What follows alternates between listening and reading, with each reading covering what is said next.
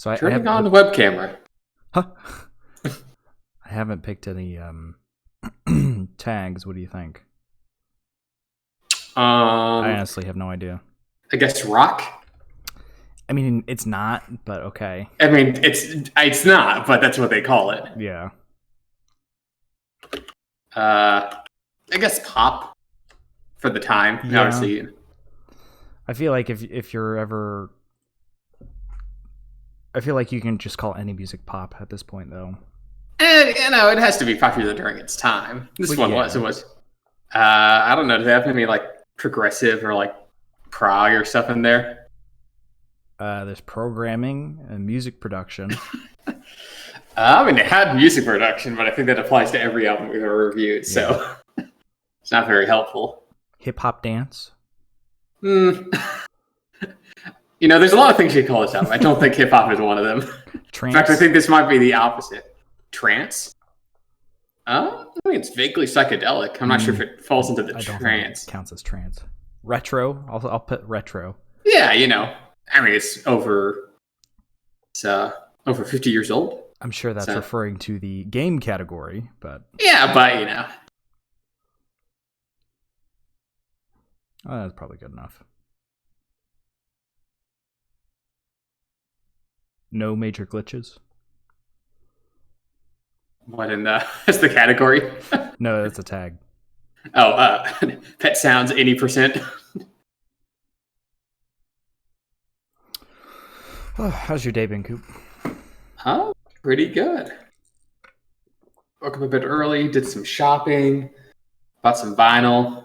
I did actually fall asleep for a bit of a nap after lunch, so I'll have to, after this podcast, I'll have to go and buy groceries. Because I meant to do that earlier, but... Why didn't you just do it while you're out and about? Well, I guess if you had vinyl in your car, you didn't want to leave it in there. Yeah, it's some vinyl, and I had to make some calls, so I was planning to do it afterwards, but I didn't get around to it, so... Yeah, I almost fell asleep earlier today as well. I made a turkey. Oh, what is it? The turkey you've had in your freezer for like since 6 last months? Thanksgiving? Yes, that I bought for $5. The 20-pound turkey that I bought for $5. Yes, it is. So that just came out of the oven like at 7, but then I had to let it rest. So I just had dinner like half an hour ago, and I didn't really have lunch today either. Because like I looked at things, thinking now I had some soup in the cupboard that I could have had, but I looked in the cabinet. I was like, there's nothing, like, I'm glad I didn't end up making a peanut butter and jelly sandwich because I'm not going to have enough bread as it is for the week. Because, I have a sandwich for lunch and now I'm going to be having turkey sandwiches for dinners. Doesn't really work. But I finished everything. I made sure to prep early. So it was a very well-oiled machine this time around. It didn't take very long at all.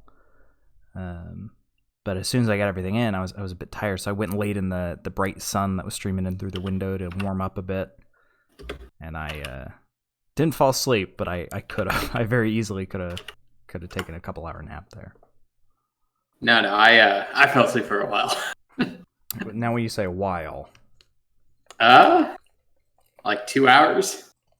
That's not that bad. That's a nap. Yeah, but I mean, that's a chunk of time. Yeah.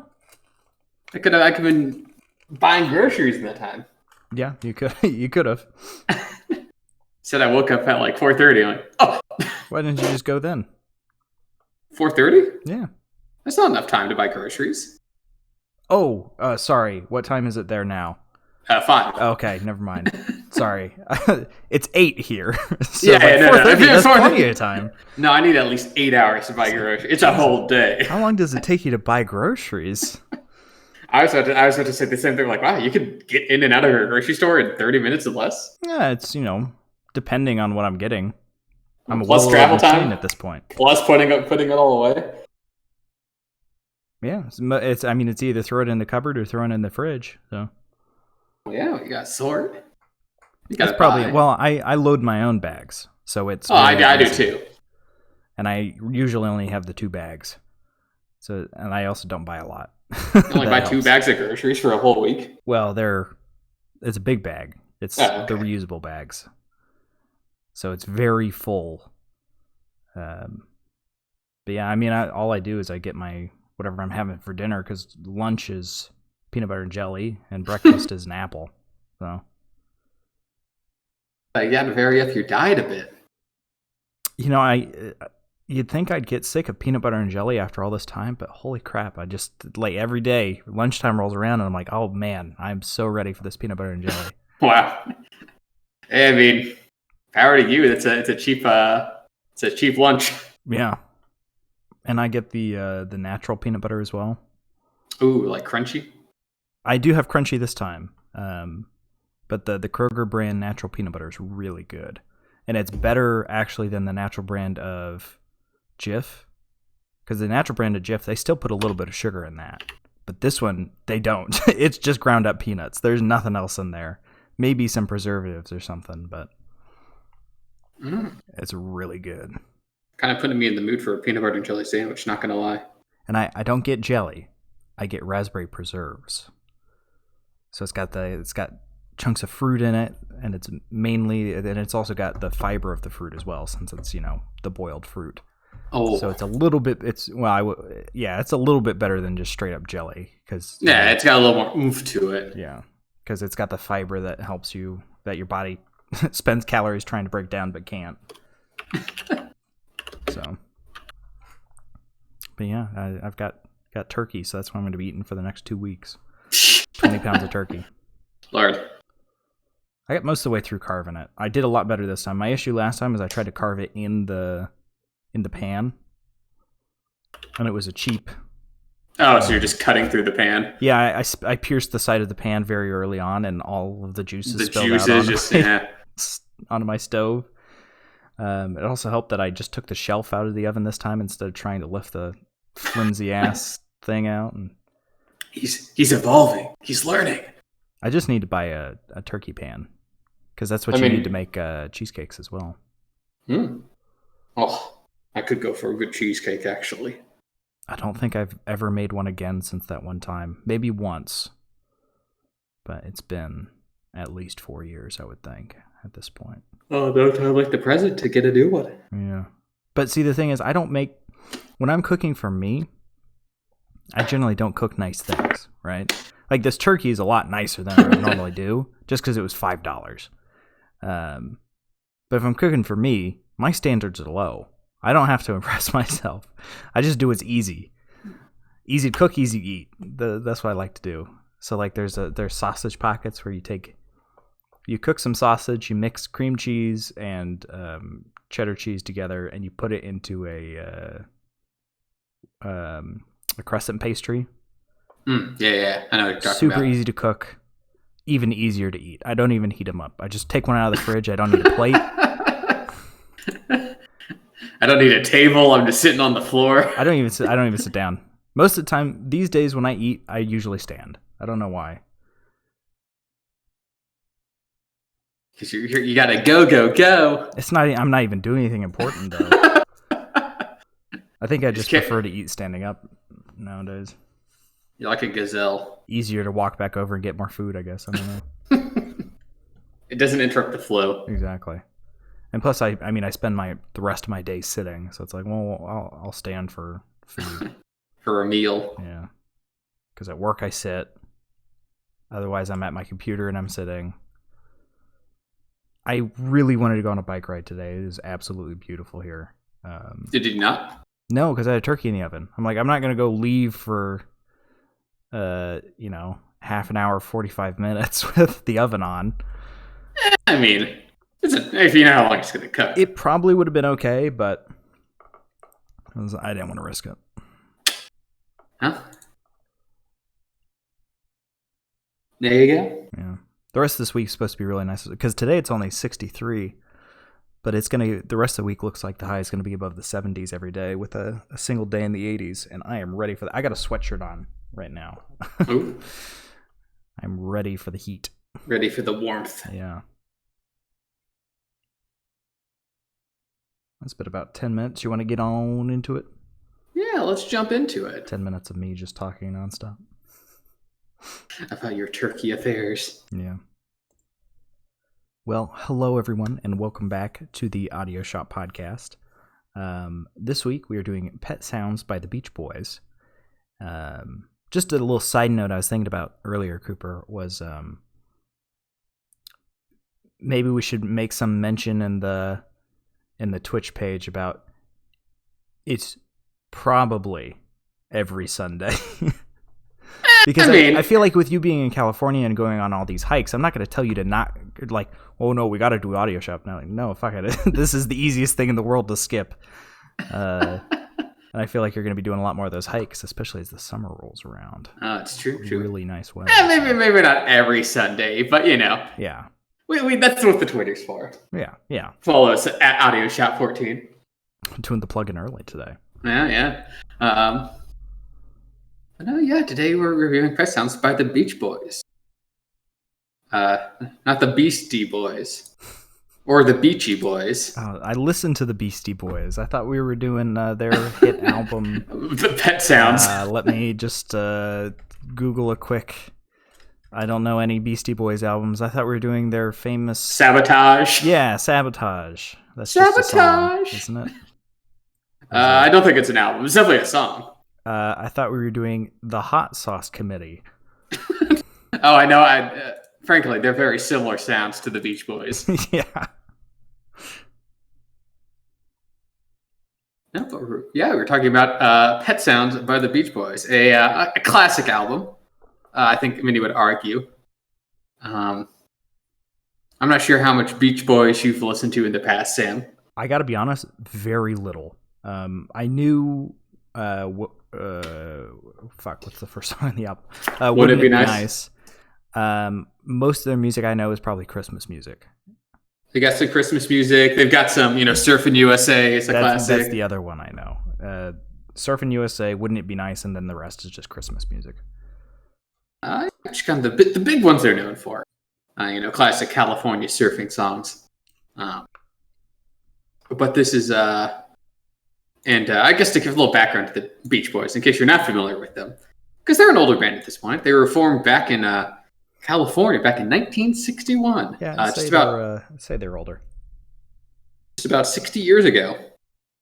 Their original lineup consisted of brothers Brian, Dennis, and Carl Wilson, their cousin Mike Love, and their friend Al Jardin. So it's mostly a family band. And they kind of started as a garage band before they started, putting together like some national hits. Like Surfing USA was their first big hit. Kind of diving into. They kind of surrounded themselves with that Southern California youth culture of surfing and cars and romance. A very Americana sound. And then they going forward, they kind of embrace more personal lyrics, more orchestral production, which kind of culminated in Pet Sounds here. And they are a very critically acclaimed and commercially successful band. They've sold over 100 million copies worldwide, or records worldwide. And since the 1960s, they've had 36 songs reach the U.S. top 40, the most of any American band. Wow. With 4 of them being number 1. They're usually high on the ranks of like the top artists of all time and a lot of like rock and roll artists. And they're actually quite prolific. I didn't realize how many albums they've released. They released 29 studio albums, 8 live albums, 55 compilation albums. So these guys are actually quite prolific during their time. So are they still live? Most of them. I think Mike Love died. Like, I believe it was Mike Love that drowned. Oh. Nice. A while back. I want to say it was him. But the remaining ones are semi-active. Like, they're not all together anymore. And I'll get into that more later. Okay. But, yeah, I think some of them, obviously a lot of them still, like, play music. And like tour. In fact, I think the latest album that was released under the Beach Boys name came out in, 2012. Oh, wow. That's a lot more recent than I would have thought. Yeah. Not that it had all the original members, of course. I think it was mostly Beach Boys. Yeah, it was mostly. Think of it. Brian Wilson is the Beach Boys' Jeff Lynne, in that he's really the nucleus of it all. Though I think Al Jardin's like toured under the name just by himself as well. But yeah, so I think they broke up mostly after the 70s, but then they like get together every now and then and like do stuff. Yeah. Actually, sorry, it wasn't Mike Love that died. It was one of the Wilsons. I'm trying to figure which one, but yeah, it's a tragedy. But yeah, it's I think all the other ones are still quite active, which is impressive considering they're got to all be in their 70s or 80s now. Yeah, probably 80s if I had to bet. Yeah, I mean, in their 20s and the 60s. So yeah, they definitely weren't in their teens. I can tell you that. No. So this album, Pet Sounds, was actually their 11th album. So they were well into their career. I mean, 11th album. See, they made albums different back then, Sam. This was their 11th album after being a band for 4 years. Jesus. So these guys were pumping them out. I mean, I guess that's a better way to do it than these days. Say you're waiting for the next Gorillaz album to come out, and then it's Humans. I mean, that makes it sound like that makes it more of an occasion than like this is the third Gorillaz album we had this year, right? Yeah. They released 3 albums in 1962. I don't know if they released 3 the Now-Nows in a year. I'd be pretty down for that. I would mind that, but it's hard to maintain quality. Yeah. Yeah, their 11th studio album, released in May 16th, 1966. It was promoted as the most progressive the most progressive pop album ever, due to its like very ambitious production, which obviously we'll get into more when we go into it. Yeah, and it's retrospectively, it's considered one of the most influential pop albums in music history. It's definitely very forward-thinking. It was also the most expensive album to produce at the time, at $70,000, which is about over $500,000 in 2019 money. I can probably tell you where half that money came from as well. We'll get into now, where's that? We'll get into that. It pops up several times. Yes, and it's kind of considered a proto-concept album. It doesn't like tell a story or anything, but it has it has a cohesive theme. And it's kind of largely the funny thing is that Brian Wilson, like I say, who's kind of like the nucleus of the Beach Boys, he considers it a solo album by him. What? Which that sounds kind of big-headed, but he actually was like the majority of the production behind this album. Like the Beach Boys were touring, he had a bit of a breakdown and then just started making Pet Sounds without them. And then just kind of brought them in after the fact and had them record their parts. And the other members of the band famously were very confused by the album. I guess Wilson was a bit of a perfectionist, and they weren't quite sure what sound he was going for. Also, this was all inspired by a load of LSD. I believe it. Which kind of went for the odd production designs. So yeah, this is really a Brian Wilson's led album. Obviously, the other members contributed, but he was like the brainchild behind it. And also famously, Paul McCartney said he credited Pet Sounds as the influence for the Sgt. Pepper's and Lonely Heart Club's band. Of like kind of pushing the Beatles to like, oh, okay, let's do a proper concept album, right? Really push the production. Because obviously a lot of the music on this album could not be replicated live in the 60s. No, God, no. Which is, obviously a rock album, typically they want to be able to do it live. This cannot be. And that's the same with the Sgt. Pepper's and kind of the Beatles pursuing a more, experimental sound. So, this was kind of a watershed moment in pop music. And it was all fueled by a LSD-riddled kind of egomaniac. Aren't they all? But it's true. I mean, Brian Wilson, he knows how to make some melodies. Even though it wasn't actually, I know I'm kind of really going to the history of this one. Oh no, it's fine. Go for it. But this actually was kind of got pretty lukewarm responses at the time of release. Brian Wilson was actually quite discouraged by how it was received, because not people weren't quite sure what to make of it at the time. Like in retrospect, it's basically praised as one of the best pop albums of all time. But it took people a little time to kind of. I mean, if you're going from Surfing USA to this album, yeah, there's this is not this definitely departs from the California. It's very hard to even call this like a rock album. Yeah, it's like a rock by the loosest of terms. Yeah, it reminds me of that scene in Back to the Future. With your kids are gonna love it. Yeah, you might not get it, but your kids are gonna love it. Yeah, this is a very forward-thinking album. Which enough of me guffawing. Let's jump into it. No, that's actually we haven't had much history in a bit. So let me actually guffaw for a little bit. Well, this is a very yes. This actually this is one of those albums where it's like every song on the album has its own Wikipedia page. So it's of course. But we should note that we listened to the mono version of these musics, how they were originally released in 1964. They had a stereo release like in the 90s where they kind of remastered it and touched up and made stereo. We went with the original mono. I didn't realize that was the original. Yeah. It's and I know back then they kind of messed with both. But yeah, it was all originally released in mono. And the stereo, I've listened through the stereo. It's a pretty good stereo mix. It's not like Beatles stereo. No, it's not like all the vocals are in one ear. Though, I mean, it's just how much instrumentation's in this album. It's just like balanced by default. Yeah, it's hard to recommend one over the other. But when we talked about this before, I thought it was originally in stereo and had been mixed to mono. So I was actually a bit nicer about some things than I'll rip into some things a bit harder then.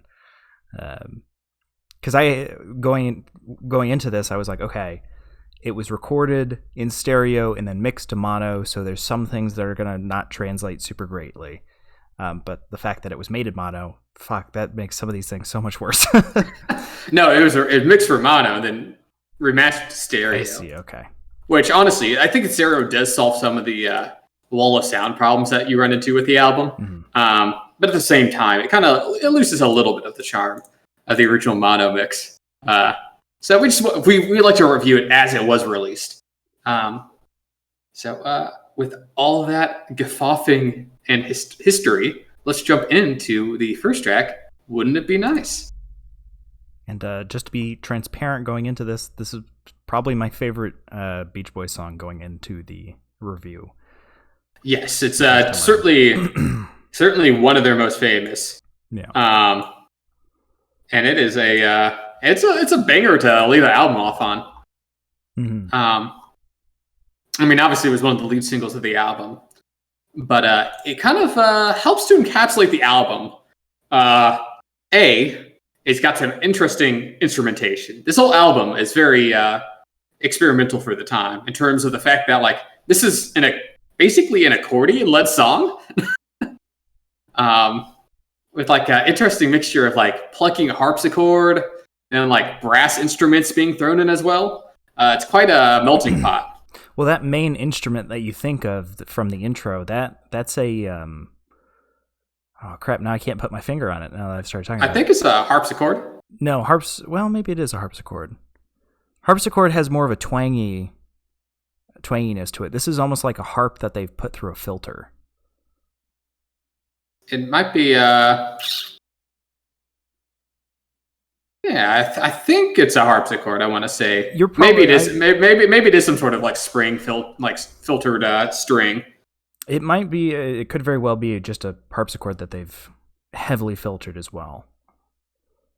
I mean, you have to remember this back in the '60s. So yeah, production-wise, they're a little more limited than what we can do nowadays. But I mean, it's pretty.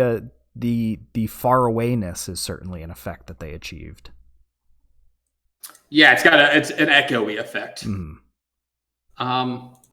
It's actually quite impressive how much they pack into. Like most of these songs are under 3 minutes. This is classic pop, and which is like, in and out. I mean, but it's impressive how much 11th album in 4 years. Yeah, we don't have enough time to make 3-minute songs. Yeah. Yeah, but it's kind of impressive how much variety they managed pack into this 2.5-minute time frame. Yeah, I will say the vocals, it feels a bit, and the thing I was a bit nice about on throughout this whole album was it's kind of cacophonous at a lot of times. Yeah, that's actually quite, there's kind of a methodology that was kind of like an experimentation during the 60s, which was the wall of sound, quote unquote, is what they called it, in which they kind of, overwhelm the senses of the listener. You can hear that a lot in like a lot of the Beatles stuff, like especially in the later 60s. Mm-hmm. In which is like a very it's very multi-layered and a lot of instruments hit you at once. And I'm a fan of that, but the issue is with this one specifically is the sound quality just isn't there to get that across.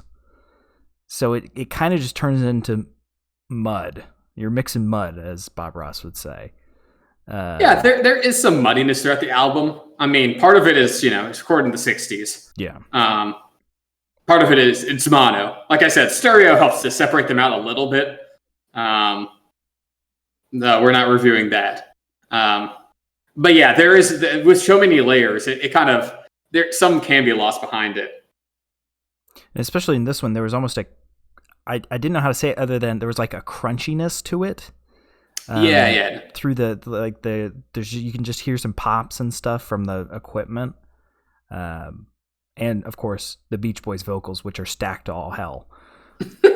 I like the vocals on this album. They feel further back in the mix than I remember, but at the same time, they drown out everything else. It's just it's a weird mix of like kind of having that echoey quality to it, but also, obviously you can't miss them. Mm-hmm. Yeah, I mean, with the cracks and pops, which we'll just get that out of the way now. They're going to be throughout the album. Yeah. I mean, I didn't mind them too much. I thought they added a bit of a novelty to it. Obviously, this was all performed live. Or I guess in studio, I should say, with all the instrumentation, which, obviously people don't do as much nowadays, just for sheer convenience. It's hard to get 16 strings into a studio. There was only one song where I think the sound quality really was a detriment to the song as a whole, but we'll get to that one. But besides that, I think it's a very strong opening. Oh, yeah. And it's it leads with the theme of this album, which is just pure virginal teenage love. I'm just like, I can't wait to get older so that we can hold hands and get married. It's very, this album is so unapologetically like sweet. Like there's like not a hint of irony in any of these pop songs, and I kind of really dig that. I mean, nowadays, your love out songs have to be a little tongue in cheek, Mm-hmm. Or there's like kind of a bit of a cynicism. That is in most of them, just because they're pop love songs. But here it's like they're straightforward. It is I wanna kiss you and hold your hand, but gotta wait till we're older. It makes me question how wholesome of a man he is on LSD, because usually drugs bring out other emotions. But I want to hold your hand. I mean, the drugs made this album, so. Yeah. Jump to track number 2 if you're ready, Coop. Yes, track number 2, You Still Believe in Me. Which, like I said, I'll just be commenting all the interesting instrumentation throughout this album, but that strings you hear at the beginning is actually plucked piano strings. Huh. So not playing the piano, plucking the piano strings. I was distracted by the tiny hand cymbals, which I feel like are the epitome of the 60s music. Which, yes, the hand cymbals are heavily featured throughout this song. Finger cymbals, sorry, that's their correct size. Oh, yeah, the little taffy cymbals that you have on your fingers. It's also accompanied by this heavy drum and this really deep bass throughout. Yeah, I guess I'll get it out of the way here. I've got a really big bone to pick with that bass that is ever present on this album. Oh, really? This isn't where I wrote the rant, but I guess let me find it and I'll put it here. I feel like quite a few of these songs are ruined by that bass, because it's clearly an upright bass that they're plucking. Mm-hmm. But it's just mixed way too high. It kind of it's present over everything.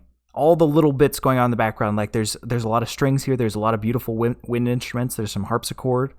There's a solo bassoon in there, but that bass just comes in, and I feel like they're almost picking up like too much of the treble from it, and it just spreads across the entire range of sounds of the instruments and just blanks everything out.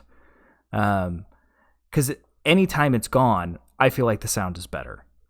And there's one song in specifically where they changed the bass style, and I wish it had been that way throughout the whole album, because you can actually hear what's going on in the song. You're not mixing that mud. And I feel like a lot of their issues stem from this bass that they use, whether it be they just had the mic too close to it, or they had it turned up too high on the mixing board, or what. But I feel like it's over present in almost every single song. Yeah, I mean, I'm gonna have to disagree with you a little bit on that one. I mean, I mean, you're not wrong in being over present. And maybe it's a bit thicker than it needs to be. But I kind of like it having it as like that just medium underneath everything. I don't think it quite drowns it out, the instruments, as like much as you're saying, at least for me. Like I can still clearly pick up like the clarinet going on in there, and the other string instruments, and of course the vocals are floating over everything. But I can understand how like it having that kind of thick bass, underneath everything. It's not so bad on this song in particular, but this is just like album as a whole kind of comment. Because there are definitely songs later on where it gets, like track 4, it just becomes mashed potatoes. That's the track where I really noticed it. And after I noticed it, it really was in every song. And then towards the back half, they kind of petered off on it. But this track is where they kind of start to bring it in. And then it's too much. Too much. This album can be a lot. I'm not going to argue on that. I mean, the song features both bicycle horn and bell. Yeah, they had that lovely bit of solo bassoon, and then they just bring in it sounds like a clown horn. It's a bicycle horn. I think it adds a little nostalgic feeling to it. Does it? But I feel like it ruins the bassoon solo. Oh, that's a little playfulness to it. They used it twice in the song. Why even have it at that point? I get that it's a 2-minute 30 song, but if you're only going to use it twice, just spice things up a little bit. Yeah. Let's move on to track number 3, if you're ready, Sam. Yep. And go on to track number 3. That's Not Me. This song is featuring Mike Love as the lead vocals, actually. Most of these songs have Brian Wilson as lead vocals, but here we've got Mike Love going. Gotta say, I can't tell the difference. They have very, very similar vocal styles. I mean, to be fair, Mike Love and three of the band members are cousins / brothers, respectively. Yeah. So they do sound similar. In fact, I think there's one song that has Al Jordan as as the lead vocalist, and that's the one song you can actually tell. Mm-hmm. But yeah, this song's very very low key, but also very harmonious. I really love the vocal harmonies on this one.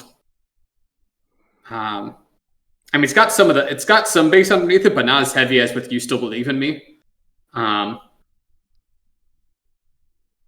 I don't know, those vocal harmonies just over that low organ. Ooh, they work well. Yeah, I'm gonna have to disagree with you on this one. Really? It compared to everything else on the album, this one feels stripped back almost. It's low key, but there's just almost nothing going on here. Sure that there's the lyrics, but even for the 2-minute 30 song length, they get pretty repetitive. The instrumental consists of basically just the bass and a tambourine, and there's so few vocals it just kind of leaves you a bit hollow feeling. Oh, I'm gonna have to disagree with you on that one.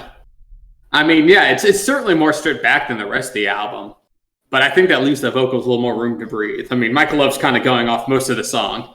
And then, occasional these bursts of backing vocals from the rest of the band. And with the kind of the dubbed bass guitar and the organ kind of, swelling into it as well. I think it's a vibe change, but I like the effect. Yeah, I just wasn't a fan of what they were trying with this. Also, this is the song I brought up. How old are they recording this? Why are they singing about being teenagers when they look like they're in their 30s? Let me check. Looks like most of them were born in the early 40s, so they'd be like mid 20s. Yeah, about our age. Okay, that's still the point. I mean, they're not teenagers, but you have to remember, the times. Yeah. Of the boy band this is like right during the British invasion. Mm-hmm. I mean, I would argue boy bands are still quite popular these days. No, that's true. But the original boy, I guess the classical '60s boy band. Yeah, these days it's the Korean invasion. Yes, it's something similar to that. Where obviously most of them are usually in their late 20s. Which I mean, it's if you were to they're like in their 40s. It's a little less weird the younger they are. Yeah. But yeah, that's kind of the brand of the band. Mm-hmm. That's all I had for track 3. You want to jump to 4 if you're ready? Yeah, we can jump into track 4. Don't talk, put your head on my shoulder. This one has an even, maybe is the most low-key song in the album. With more Brian Wilson-led vocals. And I really dig his vocal melodies throughout this album. Dude knows how to write some vocal melodies. Yeah. Yeah, this was the one I complained a bit about the mashed potato bass, where that rant came from. But it starts with a really nice organ. Yeah, I can understand what you're saying, like especially on this song where the bass kind of drowns out some of the nicer strings in the background. Mm-hmm. But even the strings that break through are very, very beautiful. It's got a sleepy chill vibe that it kind of just rides out to the end of the song. And you really get a good taste of the strings around the minute 20 mark where they break through and the bass backs off, thankfully. And it sounds so much crisper. It's like you're eating mashed potatoes and then you switch to a potato chip. He's got a little bit crisp. It's like, I've been eating nothing but mush for the past 3 days. This is so crisp and nice. Yeah, I mean, this whole album's got some pretty great string work. I mean, Brian Wilson brought in some, proper, orchestral players. Mm-hmm. Obviously, none of the Beach Boys played the strings. In fact, none of the Beach Boys appear on the song besides Brian Wilson. It's just him on the lead vocals. They don't play any of the instrumentation. I would have figured one of them would be doing upright bass throughout this, but I guess not. No, that's the upright bass on this album is by a guy named Lyle Ritz. Does all the upright bass on this album. I will say this one it feels to me like the progression stops about 2/3 of the way through, and then they just kind of ride it for the last third, which I guess is I shouldn't say progression stops 2/3 of the way through. Progression stops at like a minute. And then they just kind of write it and then utilize the last third of the song for the outro, which, different times. Plus, it's a sleeper song. Yeah. So kind of staying into that lull, I think kind of works for it. It kind of fits. And also, longer outros are much more of that time than these days. The straight minute of fade. I was real big 60s through the early 80s. Hey, that's where the radio jockey jumps in. Yeah. You're listening to Pet Boys on 98.6.5. Kiss FM. Just a side rant here. My biggest pet peeve when I'm listening to the radio while driving into work in the morning is if there's no singing in the first part of a song, they just talk over it. Like, bro, I don't want to hear you talk. I don't give a crap about what you did this weekend. I want to hear the beginning of Boston song Foreplay / Long Time. Foreplay is all instrumental. That's the point of it. You don't just get to talk over that. Anyway, back to the album. Play the full shine on you, crazy diamond. Exactly. Yeah, I mean, you joke, but I did listen to that last week. So it's a great album. Jump into track number 5. Yes, track number 5, which has I'd say the focal instrument here is the timpani. You cannot miss the timpani on this song. Yeah, they're really fond of timpani across this whole album. Yeah, I mean, which honestly, I would say it starts here. Yeah, this is the song that has it the most. Kind of accompanied with some jaunty organ, and of course Brian Wilson's lead vocals. Really fun organ, and it might have been harpsichord again, but for some reason my brain wanted me to write mandolin. I don't think it was a mandolin. Let me... Like right at the beginning. Yeah, I got the instrumentation pulled up. It might have been... not cello. It was too plucky. Maybe it was a plucked viola. Maybe that's what it was. Yeah, it might have been that. Yeah, there's a viola on this song. Yeah, it would have been plucked viola then. Look at us learning instruments just by listening to them. Who would have thought? I mean, this album is kind of a class in identifying the instrument. Yeah, I mean, we've been doing this for over 2 years at this point, so I would hope that we start to learn to recognize the instruments. I mean, this it's got the viola, it's got the flutes. This one's got violin. It's got English horn, organ, obviously, and of course is it pronounced timpani or timpani? Timpani. Okay. Yeah. And some bongos, of course, behind, but you can barely hear those under the timpani. I didn't hear the bongos. I mean, obviously they're much lighter sound compared to. Yeah. I don't know how much orchestral stuff you've ever done, Cooper, but timpani is the traditional drum of orchestra. Yeah. I was in band more than orchestra since I played trumpet. But it's ever present. It is loud and deep. Yes, which obviously works well in this song since it's got a lot of woodwinds and strings going along with it. In fact, I'd say that's actually the majority of the song. And with all those elements, this one still to me felt the most proto rock. I don't know why, but just listening through it, that's the feeling I got. And even then, this is very. I mean. This is not the rock you would associate with the 60s or really any time. Yeah. I think it was just every once in a while there'd be something that popped up and it was too quick for me to put there was some guitar on here. Yeah. It was like style choices and just little things that kept bubbling up. I'm like, this is the ooze from which rock emerged. I mean, I dig this song. It's obviously the timpani's underneath it with all the warm violins, and then it kind of ends on kind of a fun little it kind of fades out and then comes back in with a fun outro. Yeah, that felt a bit superfluous, but that was probably just because I really loved the string quartet that they ended on initially. Oh, I like it when songs kind of do the fake outro and then they have a fun little 30-second energetic outro. Yeah. The one lyric thing I had to comment on this one was "You belong to me" is a bit of a creepy way to say that you're dating. maybe try to take a less. Okay.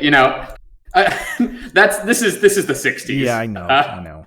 There was much creeper. Ooh, dating my little girl. Yeah, ooh, I'm glad that they don't use little girl to refer to. Can we stop saying little girl anymore? Yeah. I mean, the Beatles. She was just 17. I'm like, okay, guys, you're 25. Yeah, that's not cool. Let's dial it back. But yeah, let's take it to track number 6. Let's go away for a while. One of 2 entirely instrumental tracks on the album.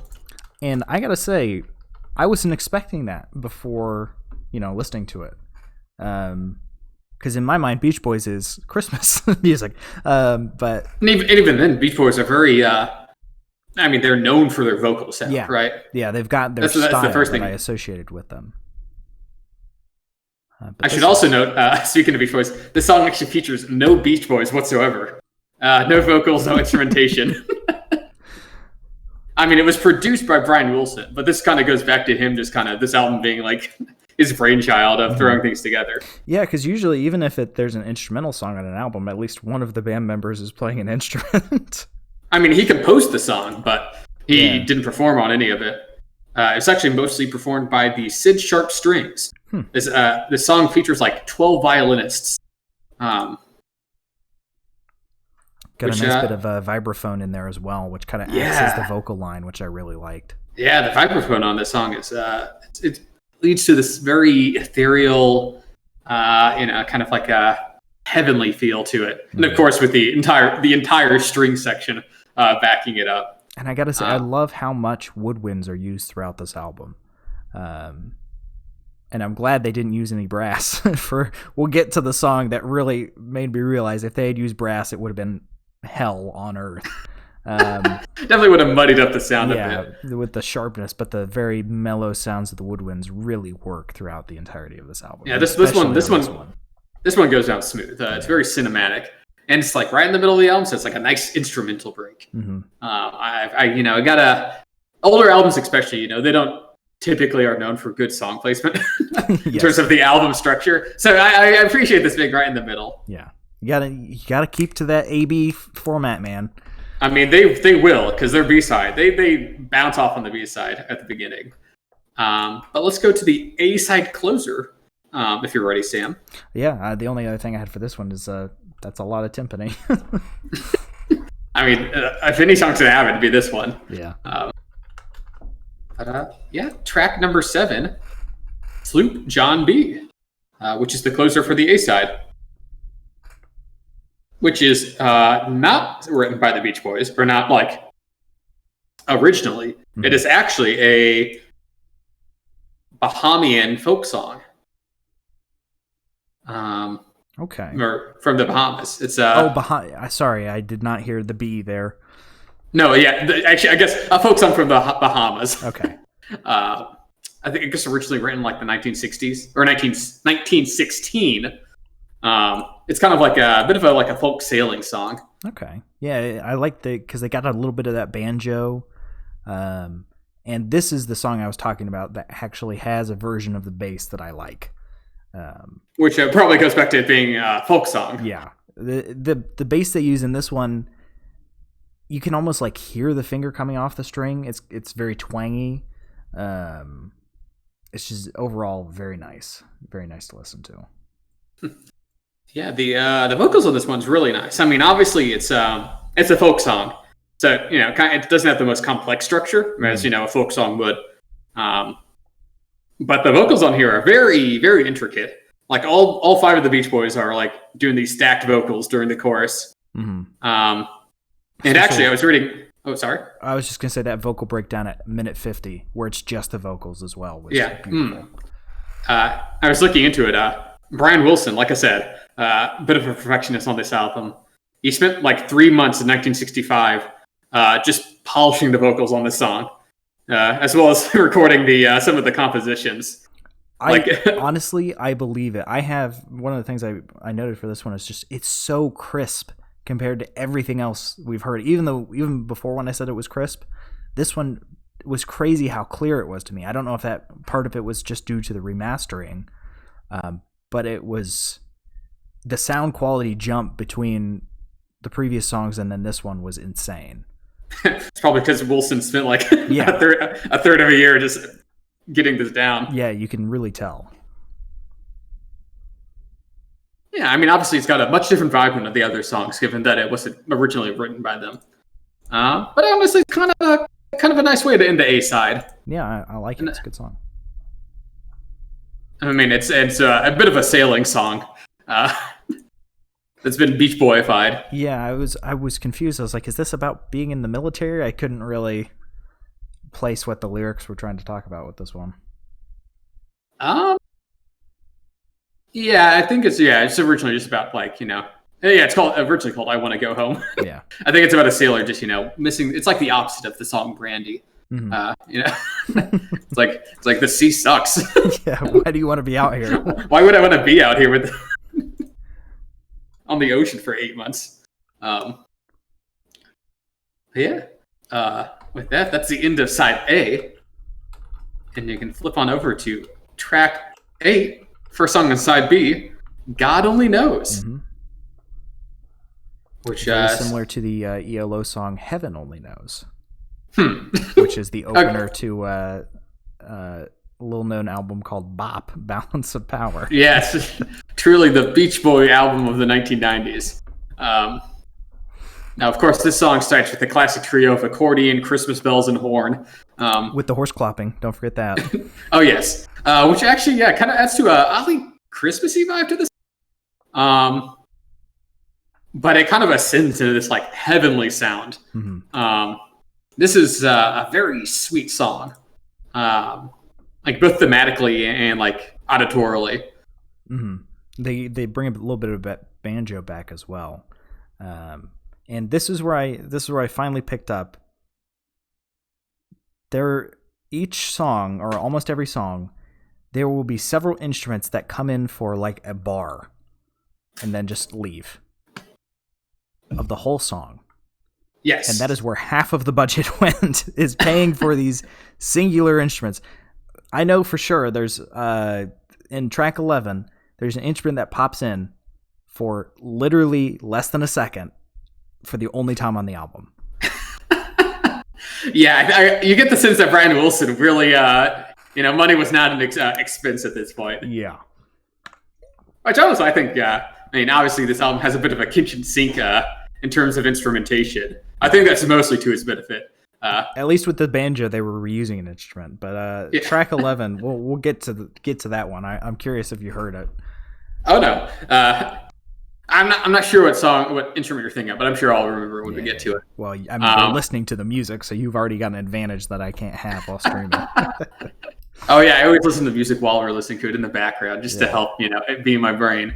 But yeah, the vocal layering on the song, especially at the ending, whenever they're like kind of doing the different like layers and like jumping in and out with the different members. Mm-hmm. The only thing I had for this one was my mind was blown with the popping in of instruments. I'm like, wait, I've noticed this in every song so far. Holy crap, how many times has this happened? So, yeah, this is another one of their lead singles, and it's ascendant. Again, very, very innocent. I can't express how much this one just like, I love you so much. It's so pure. Almost sickly sweet. Yeah, but like so unironically so that, you just have to be endeared by it. Mm-hmm. And fun fact, this is actually one of the first major pop songs to reference God in its lyrics. Like beyond like God Bless America and that kind of thing. It was considered taboo back in the 60s. And Wilson actually had to like really fight to get this to get that lyric into the album. That's weird. Different time. I mean, it was 6 years ago. Yeah. I guess it's considered in bad taste to mix. That long, Cooper. I mean, in terms of pop culture. 60 years. And definitely in terms of music. Jump to track number 9. Track number 9. I know there's an answer. This is the I think the only Al Jordan lead vocal song. And I gotta say again, I didn't write super well for this one because I was consumed with trying to figure out what the heck that instrument was. They teased it at the start. It sounds like a very nice reed instrument that I couldn't figure out what it was. You've got the piano, you've got the organ, but then there's a solo of whatever the fuck that reed instrument is in 1:45. What is it, Cooper? Is it an accordion? Is it? Here, one sec. Let me jump to that step. It's 1:45. Because you've got the wiki open, right? That has all the instruments. Yeah, no, I'm looking at it. Let's see. Oh, it's a this one has a bass harmonica solo, which is what follows it right after. It might be the alto flute. There's a clarinet on there, bass clarinet. That's probably a bass clarinet then. That sounds right. Yeah, it's definitely not a harmonica. It's not a harmonica. Well, the bass harmonica is pretty obvious. Yeah, but yeah, there's an alto flute. There's a clarinet. There's a bass clarinet that jumps into bass clarinet. That's one of all the bass reed instruments. That's the one I've probably never heard. Yeah, it's got a very you can tell it's not like a regular clarinet. Yeah, it's too bassy. You can hear the reed, which is what confused me. I was like, that is definitely not an accordion, but my brain says accordion. Yeah, it's like those little breaks are like almost like proto jazzy. Mm-hmm. That was an interesting instrument. I do like those flute breaks, and they're followed by a bass harmonica solo of all things. which is exactly what it sounds like. Bass harmonicas. I didn't either. I mean, it sounds exactly like it's a harmonica but lower. Which honestly, I guess it works better than a regular harmonica during this song. Yeah, would have, but I'm not sure if I'm a big of a fan on it. And this is the one song out of all of them, I feel like the vocals are mixed very far back. Like, I'm not sure if you caught that at all. I was consumed with listening to the instrumental line in this one. You're just like, what is that instrument? It has a reed. It was one of the first ones without all that bass, so I could actually pick apart the instrumental line. Yeah, but I think it's a bass clarinet is what you're thinking of. You're probably right. Which, can't say that appears in most rock songs. Mm-mm. But again, I love their use of woodwinds in this. I feel like they're pulling out woodwinds that are underutilized in music, at least that I've heard. And there's a very I don't know if we haven't passed it yet. It comes on later, but it's an amazing, technically not a woodwind, but they lump it in with woodwind. Yeah. And of course the song's got the timpani. Can't have enough of that timpani. Honestly, I don't get tired of it on this album. I'm just glad he didn't use any glockenspiel. Frankly, I'm surprised they didn't use any glockenspiel. On an album like this, you'd think they'd at least throw it in. I guess they used the vibraphone, but... Yeah, I feel like this is pre-glockenspiel era, though. We're currently living in the glockenspiel era. 1970 to present. Yeah. But we can jump onto track number 10, Here Today. And this right back to that nice, really crisp vocals again, which I like. Yes, that's Mike Love again. I think most of the really crisp vocals are coming from Mike Love, which I'm a big fan of because it's layered, but it's still very, very crisp. Yeah, and it's I can't read my own writing here. It's like I'm having a stroke. It seemed like everything is mixed together. Oh, Jesus. Okay, man, I wrote this sentence really poorly. Sorry. I'm like trying to quick read it because that's what I usually do, but this one you can't quick read. I'm a fan of when they do like the layered vocaling, but when they do it, they don't separate the layers very well. They kind of just push it together rather than having the main vocal line in the forefront and having, the layers as the backing. It's kind of like they're all the forefront. Which kind of gets a little thick. Yeah, it could get a little monolithic. I mean, I appreciate it. Though I could understand what you mean by it. I like the variation. Separation. Yeah. Honestly, at some point next week, I'd recommend listening to the stereo version. I'm kind of interested to see if you'd like it more or not, because it just from the way you're describing it might help fix some of the issues you have with this album. Yeah, I started listening to it just to see how different it was, but I haven't listened to it all the way through yet, so I'll probably do that this week.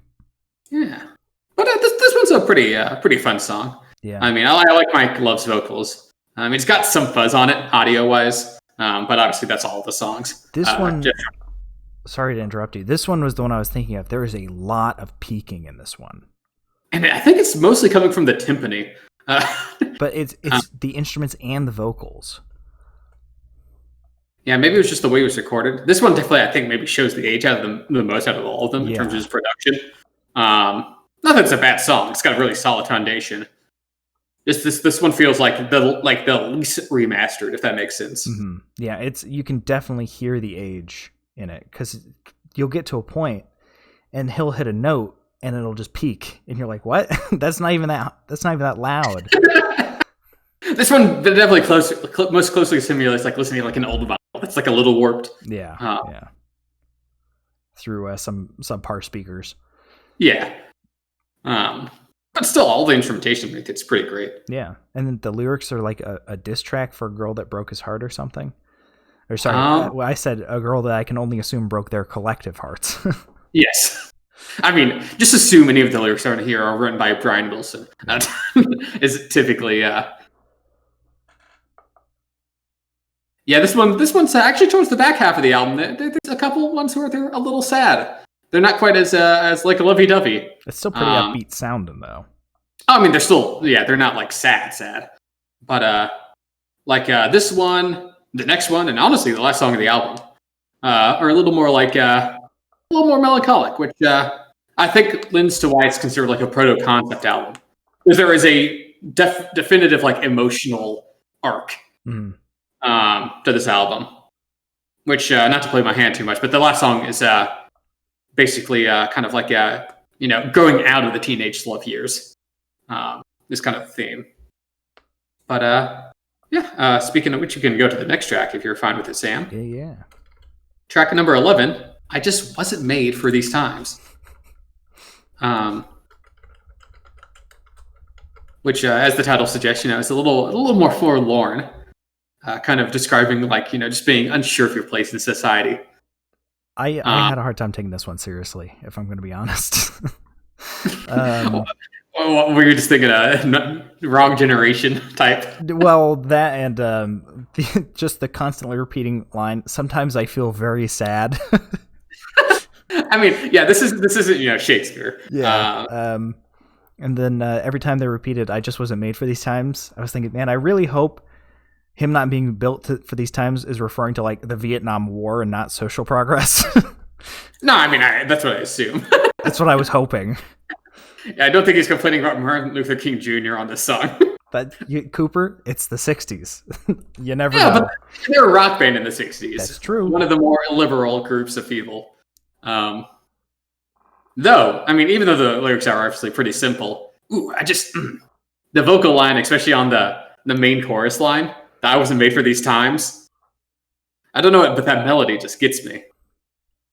And this was the one I was talking about earlier, where they bring a single instrument in for a split second at like around 2:45. There's just a theremin for like an instant, and then it's gone. Yes, it's it's like there's where you spent $500,000 in today's money on making this album. You just brought a theremin in for literally one bar of music. I do think this is the only time the electro theremin is featured on this album. Yeah, that's like 3 seconds. That's it. And I'm like, how many other instruments that don't stand out as much as the theremin popped in for a split second, only never to be featured again on the album?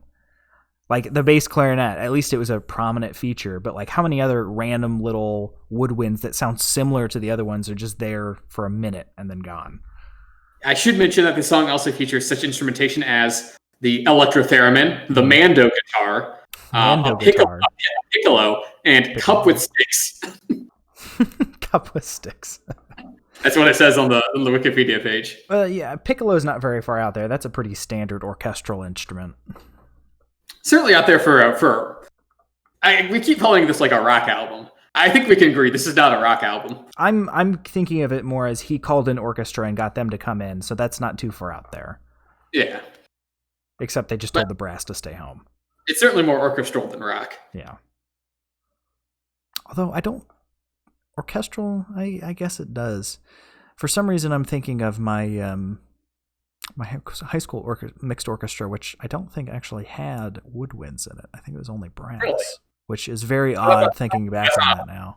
That's not an orchestra then. That's a brass band. Well, no, it was brass and strings. Oh, that isn't. What? You had brass and strings and no woodwinds? Maybe. I can't remember rightly. It's been a long time. That's an interesting sound. Maybe there was woodwinds. There had to have been. Why wouldn't they? Anyway, back to the music. But yeah, for my frame of mind for this was like they brought in a orchestra, kicked the brass, and that was what they had. Which honestly, I'm glad there was some brass on this album, or at least not. Going back to track number 10, if they had like trumpets, just imagine how much worse the peaking would have been. Yeah. I mean, they've already got pretty heavy walls of sound. Yeah, it's already pretty mud mixy. They get a lot worse throwing in instruments that are very gradient in their sound levels, so it just kind of all into one. And imagine this album having trombone. Yeah, you got tuba, baritone, trombone, all the way up to trumpet. Just kind of like the layers stratify they fail to stratify and just kind of all mix. Ugh. Anyway, moving on to the titular track. Track number 12, Head Sounds, which is the second instrumental song of this album. Which I was extremely surprised that they did the titular track as a instrumental. Yeah, the first time I listened through this album a while back, I was the same way. But honestly, I think it's kind of appropriate. Like, you just think of this album, the big thing that stands out is this kind of eclectic mix of instrumentation. Mm-hmm. So kind of that being the title track kind of feels right to me. Yeah. This one's got a lot of those bassy reeds that they've been using throughout as well, with some fun percussion. That little bit of warbly guitar. That's actually a guitar with the Leslie effect on it. Leslie effect, okay. Because obviously in the 60s, they didn't have much of like filtering effects. Mm-mm. But basically... is that where you put the speaker on a stick and spin it? No, it's like this. You have like a woofer under a woofer like speaker unit, like underneath like a tuning speaker. There's like a whole diagram for it. Okay. I can't really explain it in words, but basically it kind of adds that kind of wobbly, kind of distant feel to it. I know because I think maybe that was a modern. That's what they for organs. That's how they did it. Rock organs, the pipes spun to give that spinning sound effect. Yeah. And I did see this was on Reddit recently, so I'm not sure if they were in use back then, but it was the same effect for a guitar speaker, where the speaker was on a spinning assembly like that, and it produced a very similar sound. Although that might be a very modern ability, with microelectronics and all that. Yeah. I'm not sure how much they were able to get back in the 60s. Yeah. Obviously, they're at least able to get this. And we were just talking about brass, but this song actually features like a baritone, a bass, and an alto saxophone, and a trumpet, actually. Oh, it has a trumpet? Well, yeah, it's a baritone. Was it a baritone or a baritone sax? A baritone sax. Well, that's not brass. That's woodwind. Oh, okay. It's and made of brass, but it's got a reed, so it's woodwind. But a trumpet, that's definitely brass. It's nothing but brass. There's no reed there. I didn't pick up on that one. I didn't hear that. Yeah, it only pops in every now and then, as per, it's not heavily featured on the song. But you know what is? I'm not sure if you noticed, did you notice how the percussion kind of had this kind of empty, tinny noise to it? I'm not listening to it presently like you are, so I'm going to say I probably did because I called it fun percussion. Yes, that's actually... it's the percussion on the song, I'll read it out in order, is drums, mm-hmm. bongos, mm-hmm. and Coca-Cola cans with sticks. They're they have to specify Coca-Cola cans. Why not just soda cans? They were Coca-Cola cans. So that kind of adds to like a kind of tinny noise, which honestly, I didn't know that until I read it. But it does add. It's not like annoying. It's interesting. Yeah, I love the two instrumentals. Oh, bless you. It is only an instrumental, so It's actually another fun fact. I feel like I've just been given all these fun facts about this album. I like this album. If you haven't been able to tell, you were pushing it pretty hard before, so I figured you'd want to listen to it. But it's actually, the song was originally called "Run James Run" and was written as like a kind of as like a James Bond tribute. What? Aaron Wilson wanted this to be like a James Bond theme. Okay. I definitely can't see that, but okay. To be fair, this is like 1966, so like, what, 2 James Bond movies had come out by then? So I guess his sound wasn't set in stone. Yeah. I just thought that was a little interesting fun fact. Yeah, because when I think of Bond, I think of bombastic brass. Yeah, but I guess that comes a little bit later. Yeah. Jump into the final track then, if you're ready, Coop. Yes, final track. Caroline, no. Caroline, no. This one was it was another relic of its time, I think. How so? He's complaining that she changed how she looks and changed things about her. He's like, do you think we can get back to the version of you that I actually loved? I was like, Jesus. I think you're reading it a bit harshly. I think I am too. I interpret it as like this whole album's been very teenage love-y, right? Mm-hmm. Very very pure in terms of how like a a 1960s teenager review love, right? So it's kind of appropriate. This album's kind of like it kind of ends with like a guy's like finding someone who he hasn't seen in a while, a girl that he used to like, and he's kind of like talking about all the things that changed, right? People grow up, her hair grows longer, she changed, right? She moved on. And viewing it through that lens, it's more of like it's melancholic, you know, kind of like him lamenting, you know, growing up. Well, fair enough. Taking it from that, I think it's a, you know, it's a lot more of a forlorn note to end the album on than you'd expect. Yeah, very much more so than I was expecting from a Beach Boys song. This one.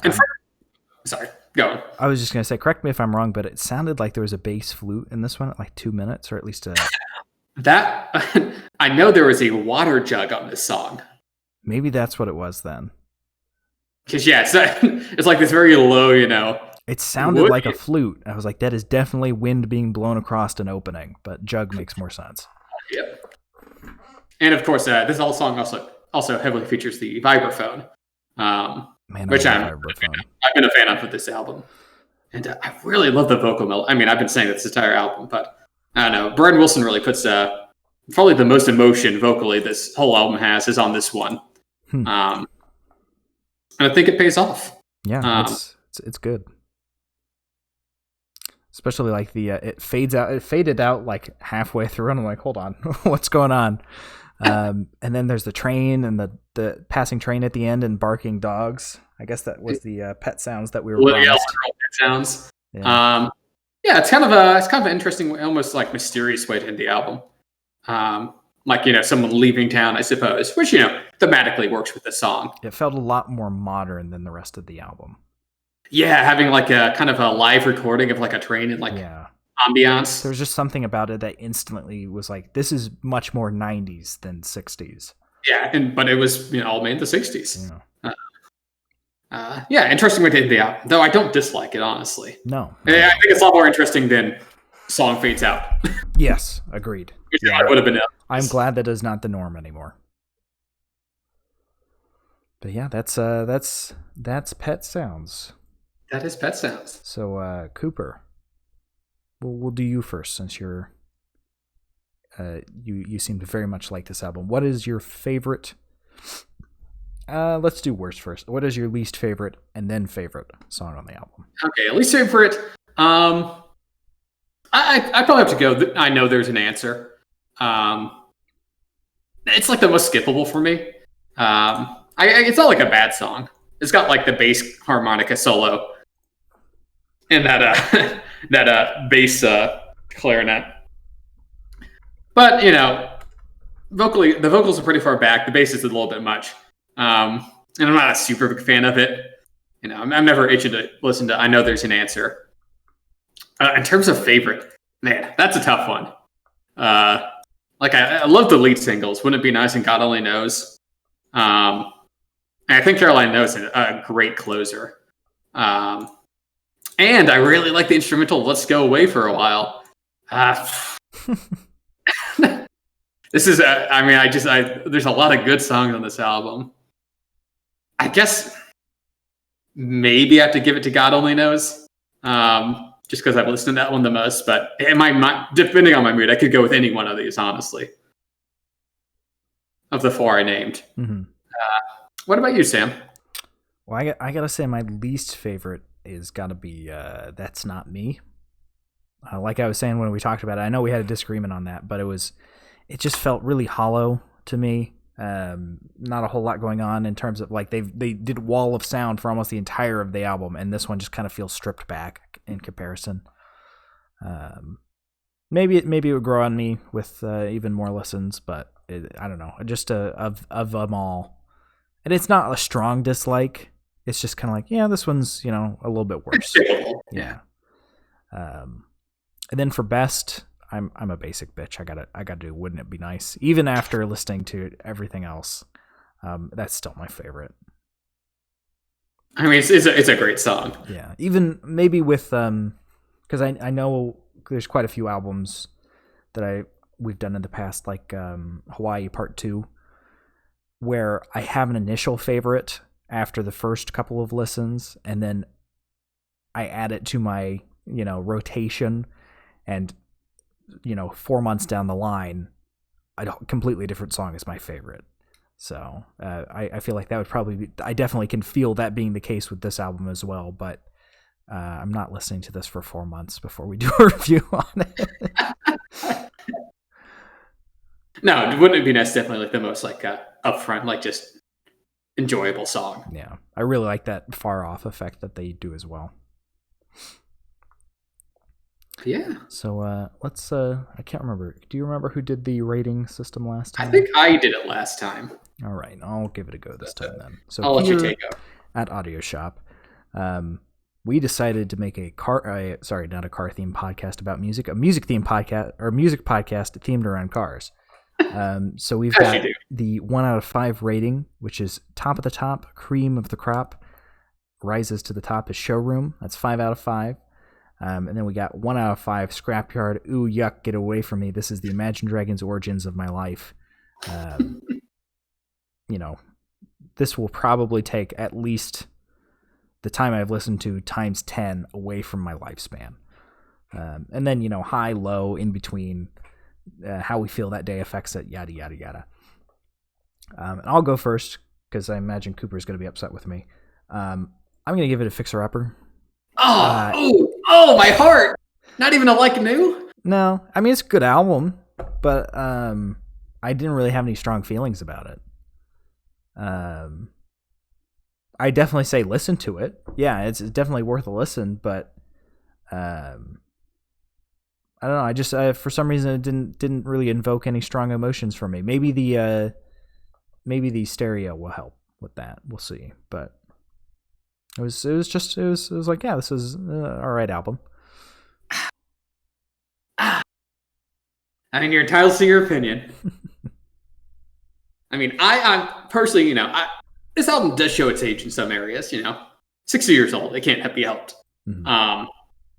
But I just gotta give it a Showroom. I just like it too much. Maybe a part of that's there's some nostalgic factor in there, which I think very much helps with this album. Yeah, I would agree with that. It's got a very, it's a very teenage dream album. But even re-listening to it this past week, a lot of the songs just still hold up. In fact, I have a greater appreciation for it just in terms of like the diversity of instrumentation. The fact no one was doing this in the 60s. Mm-hmm. And it really was kind of a watershed album. And yeah, maybe not all of them pan out. Maybe it can get a little bit muddled in the instrumentation from time to time. But man, some of those vocal harmonies, that instrumentation is interesting. The album as a whole, I think, is well structured. Mm-hmm.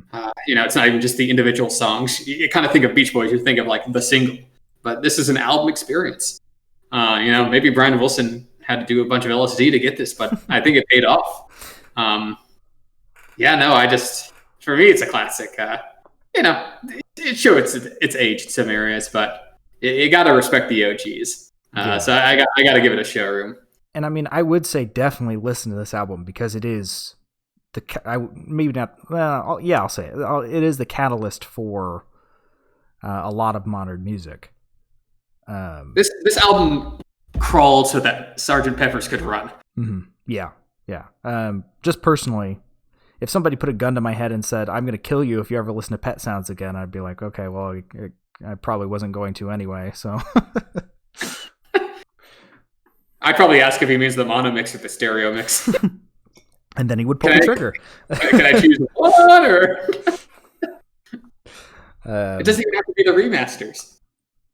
Anyway, that is the end of the Pet Sounds review. I think this is the widest gap we've had in quite a while, Cooper, in terms of ratings. Usually we're fairly in agreement. Yeah, and this is your second. Last week you gave a Showroom as well. Yeah. I know. Last time. Well, yeah. I think I would fairly giving move. I was close to giving this one a like new. I mean, it does have flaws. It's not a perfect album. Mm-hmm. But I don't know. I'm feeling generous today. And, your personal feelings play quite a bit into it as well. Oh, yeah, of course. Music's very emotional, very subjective. My sleepiness today might have contributed to that fixer-upper a little bit. I don't know. But anyway, that is those pet sounds. Now we're going to roll on over to the spare tire, which is just whatever the heck else we've been listening to over the past week, although it's 2 weeks for this. Since Cooper, we didn't talk about it, but you went to Joshua Tree Park and hiked for like an entire day. I did. I still have the sunburns. My skin is peeling. I don't like it. But a great time. If you're ever in California, make your way over. It's very ancient feeling. It's a very interesting rock formations. And the Joshua trees, of course. Of course. But what have you been listening to? You listen to anything while you're hiking, or no? Since you were hiking with people. Since I was hiking with people, I didn't listen to music. Usually, I listen to some music if I'm solo hiking. But I've been listening to a lot of Red Hot Chili Peppers. Actually, Californication. In part 4. Oh yes, very electrical. Californication. By the way,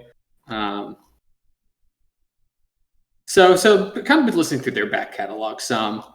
Kira Benito released a new EP that was actually pretty excellent. Very electronic music. Also listened to Porter Robertson released a new album. Very kind of ethereal, moody, kind of whimsical album. Mm-hmm. I didn't care for it super much, but it was a fine listen. But yeah, besides that, not too much new music, honestly. What about yourself, Sam? I not as out there as last time we did it. I just absolutely jumped around in ELO's discography. I'm pretty sure I listened to every single album over the past 2 weeks. From ELO to From Out of Nowhere, just jumping around. I would, like, in the morning I listened to ELO, and then in the afternoon I listened to From Out of Nowhere, so the very oldest next to the very newest. I listened through Estelle's album last week. Finished it, I should say. Of course, I'm still on that jazz kick quite a bit, listening to more Cassiopeia, listening to a lot of Larry Carlton. Mm-hmm. There was one day last week where I really had to buckle down at work, so I threw on my old study music, the soundtrack for Interstellar. Wow. That's your study music? That's a bit intense for study music. Oh, it gets me in the zone. That's part of why it's my favorite movie of all time, is exclusively because of the music for the most part. What else did I listen to? I listened to some Pink Floyd, a little bit of Pink Floyd in there. Good. Just some something to have on in the background while I'm doing some soldering.